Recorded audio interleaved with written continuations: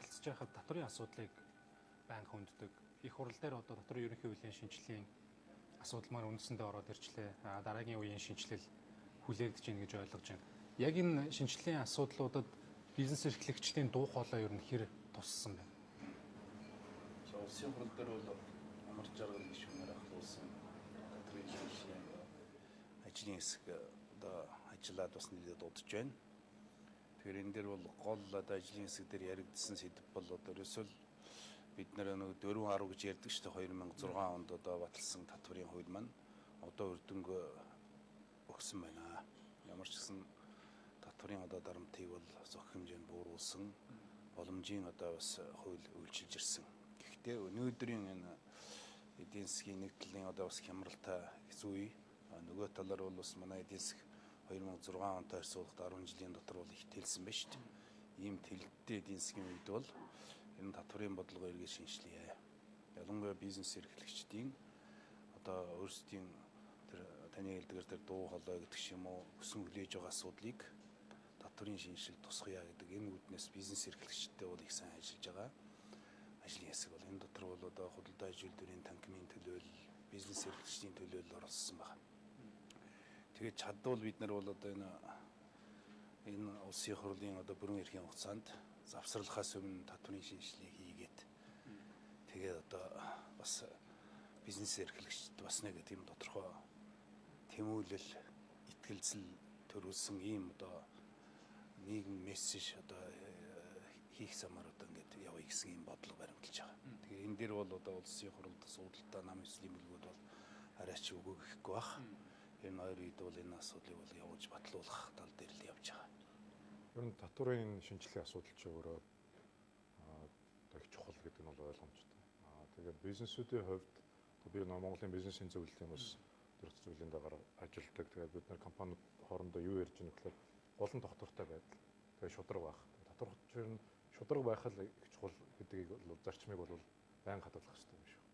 Тэгээд харин компаниуд их баг дээр ерөөсөө одоо гомдол үзүүлдэг шүү дээ.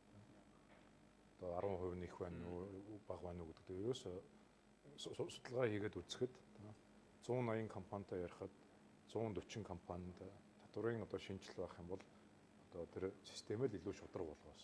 Өөрөөр хэлбэл одоо хүн болгонд өөр ханддаг тэр одоо систем байх юм бол тэрийгэ өөрчлөөсэй гэдэг дээр л байгаа. Тэрнээс бол өнөөдрийн дүрм журм одоо байгаа тэр одоо хэмжээ бол тогтвортой яваад байх юм бол болно. Монголд бол бизнес тэлэх боломж байна. Гагцхүү яг нөө систем нь өөрөө одоо татврынхаа баазыг тэлэх биш. Харин одоо татврынхаа нэг хүн болгоноос орлогоо нэмэгдүүлэх зорилготой тийм байгуулсан систем учраас бол бизнесийн байгууллагад бол илүү хүндрэл учруулдаг байна. Өөрөөр хэлбэл татврын байцаагч ч нь одоо гол ажил нь ингээл бүх л юмыг шалгаал татвараа одоо хурааж авахаа нэмэгдүүлэх тухай боддог учраас тэ. Хэрвээ компанийн орлогыг нэмэгдүүлэх тэр одоо бодлогыг одоо өнөөдөр үнэхээр батлаад өгч чадах юм бол болж байна. Харин эсрэгээр нуухын авахж жагаад нүдийн битгий сохолцохоосоо гэсэн тийм бас боломжлол байгаа. Яг тэгэхээр юмыг шинжлэх чинь гэж жагаад тогтвортой байх нь илүү чухал байгаа нөхцөлд бол тэрнээсээ бас битгий холдоосоо. Таны хувьд яг энэ татврын шинжилгээний асуудал дээр магадгүй аль тал дээр нь илүү анхаарал илүү хэрэгтэй юм шиг харагдаж байна. Ер нь Монгол улсад татврын шинжилгээ хэрэгтэй байснаг бол би бол хэрэгтэй байсан гэж боддог. Татвар бол зөвхөн усан төсөвтөө орлогоо хураадаг хэрэгсэл биш л дээ. Цаанаа их олон үүрэг зорилттой байдаг. Жишээл нөөтийн татвар гэж ярихад бол нөөтийн татвар хэд хэдэн зорилготой. Одоо бүтээгдэхүүнийг худалдааж байгаа шат амжилга бүрээс татвар авна гэдэг чинь энэ юу гэсэн үг гэхээр заалтаа бүтээгдэхүүнээ үйлдвэрлэгч бүтээгдэхүүнээ аль болох цөөхөн шат амжилгаар явуулж хэрэглэгчд хүргэе гэсэн шаардлага тавьж байгаа байхгүй. За нөгөө талаас бол нөөц төлөгч компаниудаас бүтээгдэхүүн худалдаж авсан тохиолдолд өмнө төлөгдсөн нөөтийг тооцдог. Энэ нь болохоор зөв нэг далд эдийн засгийг бас шахах бодлого хэмжилдэг. Энээс гадна татвар бас өөр олон үүрэг зорилттой л да. Энэ бол зөвхөн би сая нөөтөвтөр ярьлаа. Галын татвар гэдээ байж үндэсний үйлдвэрлэлийг хамгаалах, гадаа зах зээл, дотоод зах зээл хүний ялгааг бууруулах янз бүрийн үүрэг зорилтууд байна. Орлогын татвар дээр гэл ингэ чинь бол бүс нутгуудын хоорондын ялгааны асуудлыг багасгах, хүн амын хөдөлмөр эрхлэлтийг дэмжих гэдэг ийм асуудлууд байдаг. Тэгэхээр би бол одоо манайх яг нь татварын тогтолцоон дээр бол бас энэ цахим системийг оруулна гэдэг бол нэлээд сайн үр дүнг авчрах байх гэж харж байгаа. Нэгдүгээрт бол энэ галын эдийн засгийг бас тодорхой хэмжээгээр шахаж чадах байх гэж бодож байна. Галын эдийн засаг шахагдана гэдэг чинь нөгөө талдаа энэ авилга хээл ахуйл гэдэг юм чинь бас багасна гэсэн ийм сайн нөлөө байгаа. Гэхдээ өнөөдрийн одоо энэ татварын ерөнхий шатлыг авч үзэхэд бол жишээ нь бүс нутгаар ялгаатай тогтоох тэр асуудлыг бол одоохондоо хайхарч үзээгүй байж байгаа. Гэтэл яг одоогийн энэ зураглалыг харахад бол хаана хөрөнгө оолт төвлөрөөд байна юм шиг тийм ээ. Монголд хийж байгаа хөрөнгө оолтын бараг 90% нь Улаанбаатар хотод төвлөрч байгаа. Тийм учраас нөгөө хүн амын бараг 3-ны 60% нь амьдарч байгаа орон нутагт хөрөнгө оолт байхгүй. Хүмүүсийн хөдөлмөр их боломж хязгаарлагдсан тийм байдалтай байна. Хэрэв бид нэр баруун аймагуудыг ч юм уу Аслагцсан аймагуудыг татварыг нь маш бага түвшинд аваачих юм бол хөрөнгө оолт нь тийшээ урсч эхлэх байхгүй. Тэгэхээр хөдөөгийн асуудлыг шийдэх боломжтой болно гэсэн. За энэс гаднаас нөгөө хөдөлмөр ихтэй салбарууд, олон ажлын байр байгууллагын салбаруудыг бас татвараар дэмжиж болно. Сая одоо багшийг хэлсэнчлэн одоо ингээд алслагдсан байршлаар нь одоо хамааруулад татварыг бол ялгууртаа тогтоох асуудал байгаа юм л да. Энэ дэр бол бас нэг хэсэг гишүүд хууль санаачлаад аж ахуйн нэгжийн орлогын албан татварыг одоо Улаанбаатар хотоос 600-аас дээш километр одоо алслагдсан байршилтай аймаг сумын төв нь тийм байвал хэдэн хувь. За 1000-аас дээш алслагдсан байвал 90% хүртэл одоо ингээд татвараас аж ахуйн нэгжийн орлогын албан татвараас чөлөөлөх хууль батлагдсан байна. За энэ хууль маань тэгтээ 17 оны 1 сарын 1-ээс үйлчилж эхэлнэ л дээ.